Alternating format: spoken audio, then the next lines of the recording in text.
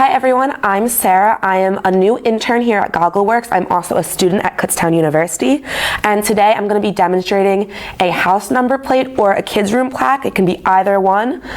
So today we have a rolling pin, a wad of clay, sponge, a metal rib, a pin tool, and a fiddling knife. So all of those will be included in this package. So for the first step today, we're going to be doing a wedging process, and what that does is it gets all the air bubbles out of your clay. So what you're going to do is the palm of your hands are going to go on the side of your clay, and your wrists are going to go inward, and that's going to create a shape like a ram head, as you can see. So this step is really important because if you don't get all the air bubbles out, it can risk potential cracking in your piece through the bisque firing. And what you're gonna do for the slab part is you're gonna wanna distribute the weight evenly throughout everything. So what I suggest is taking your palms again, so to minimize any indentations from your fingers. Make sure your surface is nice and clean, because if there's any dry clay here, it's gonna create plaster in it, which we don't want. You're gonna take the clay and you're gonna try to throw it out. So the pressure of the clay is going to be thrown evenly and stretch out that material. You wanna make sure you're rotating, getting all the sides. You can go a little harder if needed. This part, you know, it really helps you get as the thickness that you guys are desiring. Again, just make sure you're rotating and throwing it all out. I wouldn't be too concerned with how the edges are looking because you're going to cut those out momentarily.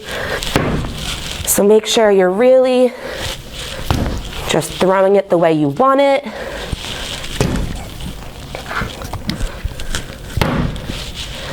It looks like I'm going to go for a more long look for this one, which is totally fine. So now what I'm going to do is, before I continue throwing it, I'm going to cut some of the excess off. This way, you know, I can be a little bit more in control with everything. So what I like to do is you guys can grab any piece of paper just to help you with the straight edge best as possible.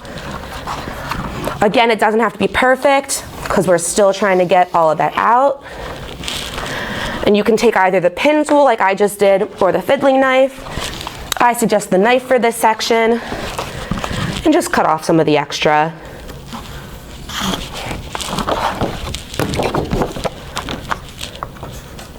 Again, my piece is still a little bit too thick, so I'm going to keep throwing it out a little bit into the slab.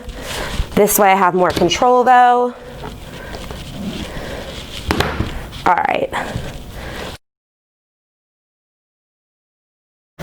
So now that I have my slab all evened out, I'm going to take this piece of paper. And this is the part where you're really gonna try to get a hold of the shape that you guys are desiring. So I'm trying to make this as long as possible. So I went to the very edge that I saw most fit for this. And I just went ahead and cut along the line. You guys can just take that and put it to the side. And you're gonna do that for all of them. Now do your best as well to keep the edge at the same direction. So obviously there is wiggle room. You can always go back. Clay is very forgiving. But I'm just going to try to do my best to keep it the same direction so it's as parallel as possible. Take that off.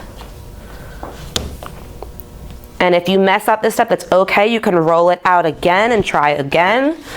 Again, clay is great because if you mess up, you can just undo it really well. Cover it.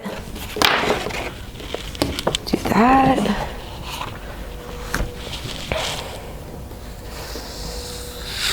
All right. So now that I have the shape that I like, again, it doesn't have to be like this. It can be thicker. You can round the edges. You're going to take your metal rib, and from the outer ring of it, you're going to go towards the center. This step really helps get rid of all the cracks, and it really helps tighten the clay so that there's minimal risk of warping in the kiln. Warping is basically when the clay, you know, curls upward on the ends and it's not as flat as you wanted it. So this step really just helps condense everything together. Again, just start from the outer part and kind of go in the center. And make sure you flip it over very carefully, because as you can see, your fingers will make an indent. You just want to make sure there's no cracks on the back. And as you can see, I have a small one. So what I'm going to do is take this and try to mold it out. And again, you can also take your sponge at this point, and that can also help you. I recommend doing minimal water at this step, because when you lay it back down, the water can cause the plaque or the house plate to stick to the table, which obviously you wouldn't want for when you're ready to pick it up again. I'm just going to flatten out those edges.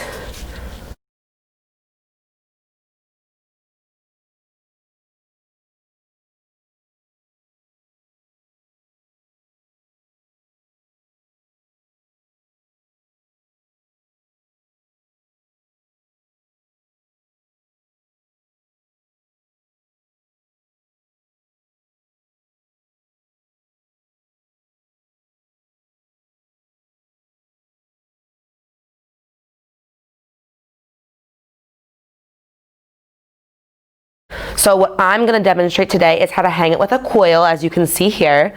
So you're going to go ahead and take a piece of the scrap from earlier that you put to the side from when you cut out this shape, and you're going to go ahead and wedge that really quickly. It shouldn't need much because it's already been wedged, but just to get a new form. Do a nice little bit there, and then what you're going to do is roll it into a ball. And once it's in that desired shape, you're gonna go ahead and put it in between your palms and start to roll it out like a snake. So you want it to start getting nice and long. You can also do it like this. This way it will be really nice and curved. And once you start getting the length, you're gonna start from the inside of your hands and pull outward into a nice coil. So you start from the inside so that when it starts to stretch out and it gets too thin, the center is the thickest portion of it. And you want this to be nice and long. The way you'll be able to figure out if it will be sturdy enough to hold up your plaque will be as long as it's about the same thickness of it. So just do your best to roll it out. And really try to stay with the palms and your wrist, because when you put your fingers into it, it'll make an indent in between them. So it's really important to really try to avoid using your fingers in this step. And you're just going to keep rolling it out from the center.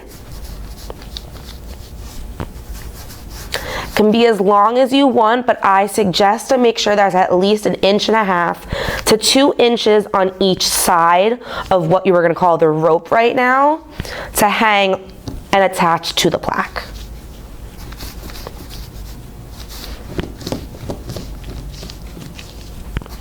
So once that's rolled out, typically what we would use is what's called a scoring tool. But what you can do is go ahead and take any kind of fork at home. And once this is all rolled out and it's very even along it, you're going to go ahead at the very edges for about 1.5 inches, like I mentioned before. Go ahead and go back and forth with it. You're going to make almost this plaid-like design. You're going to do that on both sides.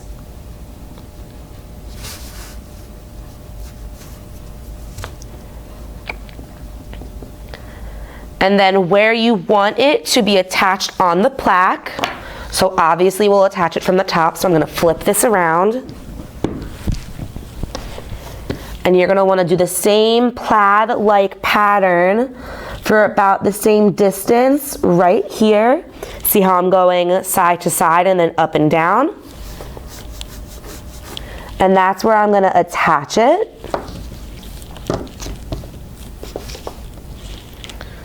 So then what we're going to do is you're going to take some clay that you haven't yet used. I just wanted to make sure it was a good length. You're gonna take some clay, take a little piece of it, and go ahead and rinse it under the sink with a lot of water. And this is how we're gonna turn it into slip. So I have this piece, as you can see, it's very soaked in water. It's almost like a grayish color compared to the nice reddish brown. I'm gonna put that on top of there and attach it like this. I also suggest taking the fork that you just used and attach it like so and do that little plaid pattern again, just so it's nice and strong, the connection. And I'm gonna go ahead and take the rib and smooth it out. And then if it's still not how you desired, you can also take the sponge and make it nice and stiff and smooth. And again, it's really important to make sure you add pressure on this, because that way it will be really nice and sturdy. And you're gonna do the exact same thing on the other side. So now that I'm happy with how my piece looks and it's sat for a couple seconds, I'm gonna go ahead and transfer it onto the wear board that you guys all got in your kits.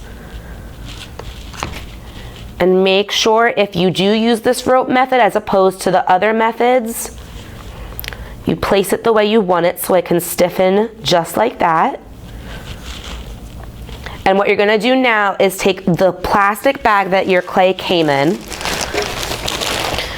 and wrap it around the wear board nice and tight on both sides. If it can go on the ends as well, do that, just for a better way of drying it. And what this will act as, it will basically allow your clay to dry and get into that more hardened material for a slower period, so it doesn't get bone dry too quickly. This will take about a day or so.